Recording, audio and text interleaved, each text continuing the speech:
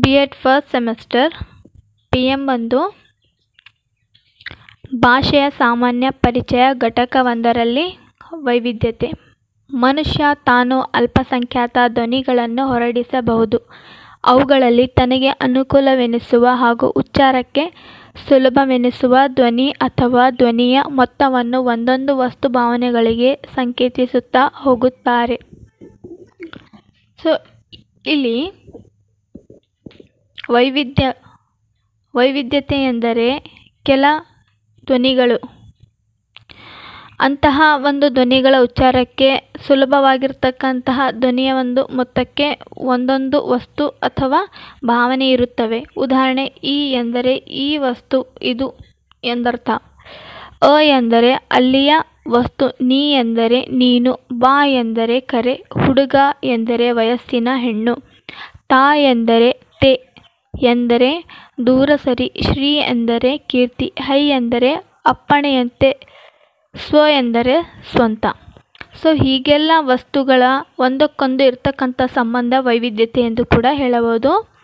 ಈ ಎಲ್ಲ ಶಬ್ದಗಳಿಗೂ ಒಂದೊಂದು ಅರ್ಥವನ್ನು ಕನ್ನಡ ಭಾಷೆಯಲ್ಲಿ ಕಲ್ಪಿಸಲಾಗಿದೆ. ಈ ಅ ಇವು ಒಂದೇ ಧ್ವನಿಯಿಂದ ಕೂಡಿವೆ.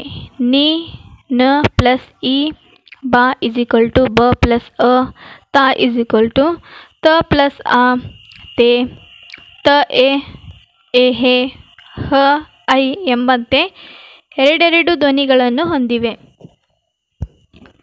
ಶ್ರೀ ಶ ರ ಈ ಸ್ವರ ಪ್ಲಸ್ ಸ ಪ್ಲಸ್ ವ ಪ್ಲಸ್ ಅ ಇವುಗಳು 3 ಧ್ವನಿಗಳು ಹೊಂದಿವೆ.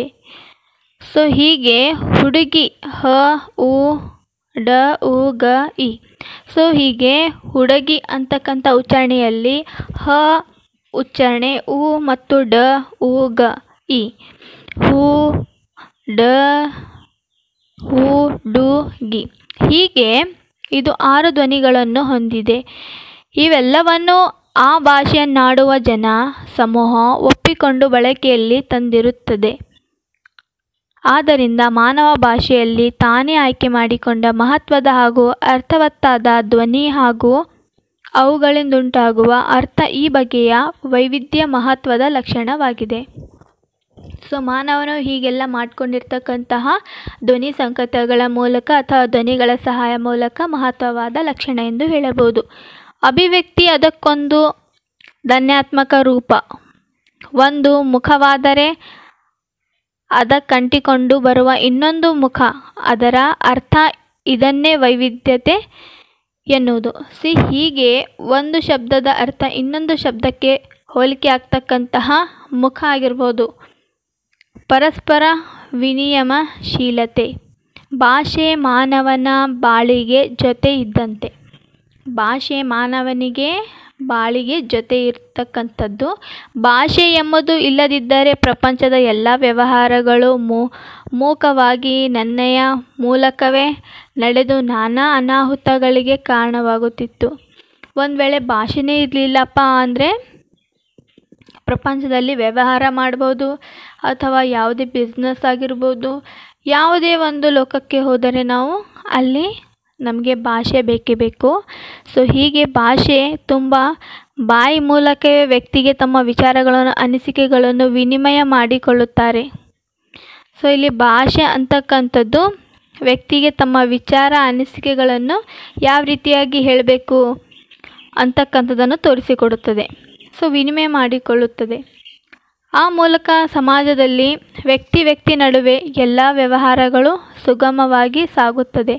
ಒಬ್ಬ ವ್ಯಕ್ತಿ ಮಾತನಾಡಿದ್ದನ್ನು ಆ ಭಾಷೆ ತಿಳಿದ ಮತ್ತೊಬ್ಬ ವ್ಯಕ್ತಿ ಅದನ್ನು ಅರ್ಥೈಸಿಕೊಳ್ಳಬಲ್ಲ ಮತ್ತು ಆ ಭಾಷೆಗೆ ನಾಡಿಗೆ ಪ್ರತಿಕ್ರಿಯಿಸಬಲ್ಲ. ಭಾಷೆಯ ಮೂಲಕ ನಾವು ಸಮರ್ಪಕವಾಗಿ ಪರಸ್ಪರ ವಿಚಾರ ವಿನಿಮಯ ಮಾಡಿಕೊಳ್ಳಲು ಅವಕಾಶವಿದೆ. ಆಂಗಿಕ ಸಂಜ್ಞೆಗಳ ಮೂಲಕವೇ ವ್ಯಕ್ತಿ ನಿರ್ದಿಷ್ಟ ವಿಚಾರಗಳನ್ನು ಇನ್ನೊಬ್ಬರಿಗೆ ತಿಳಿಸಬಲ್ಲ ಮತ್ತು ತಿಳಿಯಬಲ್ಲ. ಆದರೆ ಭಾಷೆಯಷ್ಟು ಪರಸ್ಪರ ವಿನಿಮಯ ಸಾಮರ್ಥ್ಯ ಬೇರೆ ಯಾವ ಸಂವಹನ ವಿಧಾನಕ್ಕೂ ಇಲ್ಲ. ಇಲ್ಲಿ ಬೇರೆ ಭಾಷೆಗಳ ಮೂಲಕ ವ್ಯಕ್ತಿ ತಿಳಿದುಕೊಳ್ಳಲಿಲ್ಲ, ಆದರೂ ಕೂಡ ನಮ್ಮ ಆಡ್ತಕ್ಕಂಥ ಭಾಷೆ ಅಂತಕ್ಕಂಥ ವಿಚಾರ ಇನ್ನೊಬ್ಬರಿಗೆ ತಿಳಿಯಬಲ್ಲ. ಆದರೂ ಕೂಡ ಭಾಷೆ ಅಂತಕ್ಕಂಥದ್ದು ಒಂದು ಪರಸ್ಪರವಾಗಿರ್ತಕ್ಕಂಥ ಸಾಮರ್ಥ್ಯ ಎಂದು ಹೇಳಬಹುದು. ಸ್ಥಾನಪಲ್ಲಟತೆ. ಭಾಷೆ ಇರುವುದು ಮೂಲತಃ ಮನುಷ್ಯರ ವ್ಯವಹಾರಕ್ಕಾಗಿ, ಭಾವನೆಗಳ ಅನಿಸಿಕೆಗಳ ವಿನಿಮಯಕ್ಕಾಗಿ.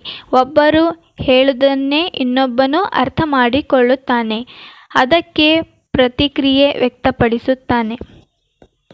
ಭಾಷೆ ಅಂತಕ್ಕಂಥದ್ದು ಒಬ್ಬರ ಮೂಲಕ ಇನ್ನೊಬ್ಬರಿಗೆ ಹೇಳಿ ತಮ್ಮ ಭಾವನೆಗಳಿಗೆ ವ್ಯಕ್ತಪಡಿಸಿ ಮತ್ತು ಅದನ್ನು ಅರ್ಥ ಮಾಡಿಕೊಳ್ಳುವುದನ್ನು ನಾವು ಭಾಷೆ ಎಂದು ಹೇಳುತ್ತೇವೆ. ಇದು ಸಹಜ ವಿನಿಮಯ ಗುಣ. ಹೇಳುವುದನ್ನು ಅರ್ಥ ಮಾಡಿಕೊಳ್ಳುವ ವಿಶೇಷ ಪ್ರಾವೀಣ್ಯವು ಇದಕ್ಕೆ ಪೂರಕವಾಗುತ್ತದೆ. ಕಷ್ಟ ಇದೆ ಸ್ವಾಮಿ, ತ್ರಾಸ ಐತ್ರಿ, ಕಠಿಣ ಅದರಿ, ಮುಷ್ಕಿಲ್ ಅದರಿ. ಇವು ಕರ್ನಾಟಕದ ಬೇರೆ ಬೇರೆ ಭಾಗಗಳಲ್ಲಿ ಕನ್ನಡಿಗರು ಆಡುವ ಮಾತುಗಳು. ಆದರೂ ಇವುಗಳ ಅರ್ಥ ಸಾಮಾನ್ಯವಾಗಿ ಯಾವುದೇ ಕನ್ನಡಿಗರು ಅರ್ಥವಾಗುತ್ತದೆ. ಹೀಗೆ ಸ್ವಲ್ಪ ಹೆಚ್ಚು ಕಡಿಮೆ ಆದರೂ ಅರ್ಥ ಗ್ರಹಿಸುವ ಶಕ್ತಿ ಮಾನವನಿಗೆ. ಎಷ್ಟು ಸಲ ವಸ್ತು ಕಣ್ಣ ಮುಂದೆ ಇದ್ದಿದ್ದರೂ ಅರ್ಥ ಮಾಡಿಕೊಳ್ಳುತ್ತಾನೆ. ಪುಸ್ತಕ, ವಿಮಾನ, ಸಂಜೀವಿನಿ, ಕಡ್ಡಿ, ಕಾಮ, ಸ್ವರ್ಗಲೋಕ, ಶಿವಕಾರಣ್ಯ ಬೇರೆ ಇಂಥವು ಎಂದು ಕಣ್ಣಿಗೆ ಕಾಣುವುದು. ಆದರೂ ಇವುಗಳ ಕಲ್ಪನೆಯನ್ನು ಉಂಟು ಮಾಡಿಕೊಳ್ಳಲು ಮಾನವ ಶಕ್ತನಾಗಿದ್ದಾನೆ. ಸೊ ಹೀಗೆಲ್ಲ ಈ ರೀತಿ ಅಮೂರ್ತ ವಸ್ತುಗಳನ್ನು ಮೂರ್ತವೆಂಬಂತೆ ಮನಸ್ಸಿಗೆ ತಿಳಿಯುಂಟು ಮಾಡುವ ಈ ಸ್ಥಾನಪಲ್ಲಟತೆ ಮನುಷ್ಯ ಭಾಷೆಯ ಒಂದು ವಿಶೇಷ ಗುಣ ಎಂದು ಹೇಳಬಹುದು.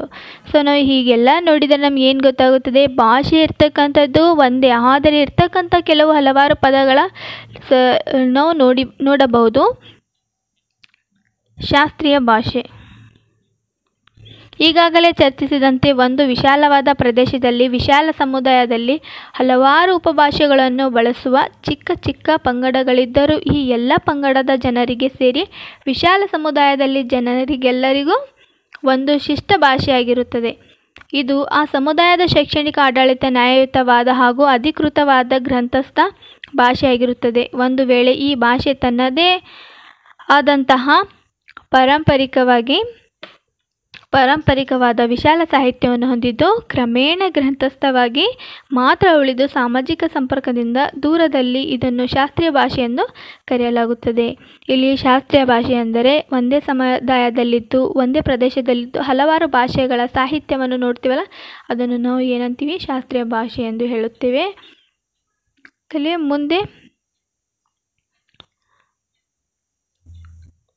ಭಾಷೆ ಅಂತಕ್ಕಂಥದ್ದು ಕೇವಲ ಭಾಷೆಯಲ್ಲ, ಅದರ ಅರ್ಥ ಇರುವುದು ಹಲವಾರು ಜನರಿಗೆ ಸೇರಿ ವಿಶಾಲ ಸಮುದಾಯದಲ್ಲಿ ಬಳಕೆ ಆಗ್ತಕ್ಕಂತಹ ಕೆಲ ಪದಗಳಾಗಿರ್ಬೋದು ಅಥವಾ ಸಾಹಿತ್ಯ ಆಗಿರ್ಬೋದು. ಸೊ ನಾವು ಒಂದೇ ಸಮಾಜದಲ್ಲಿದ್ದು ಒಂದೇ ಸಮುದಾಯದಲ್ಲಿದ್ದು ಬೇರೆ ಬೇರೆ ಭಾಷೆಗಳ ಉಚ್ಚಾರಣೆಯನ್ನು ಮಾಡುತ್ತೇವೆ. ಸೊ ಹೀಗೆ ಬೇರೆ ಬೇರೆ ಇರ್ತಕ್ಕಂತಹ ಬೇರೆ ವಿಚಾರಗಳ ಭಾಷೆ ಆಗಿರ್ಬೋದು, ಇಂತಹ ಭಾಷೆಗಳನ್ನು ನಾವು ಶಾಸ್ತ್ರೀಯ ಭಾಷೆ ಎಂದು ಹೇಳುತ್ತೇವೆ. ಧನ್ಯವಾದಗಳು.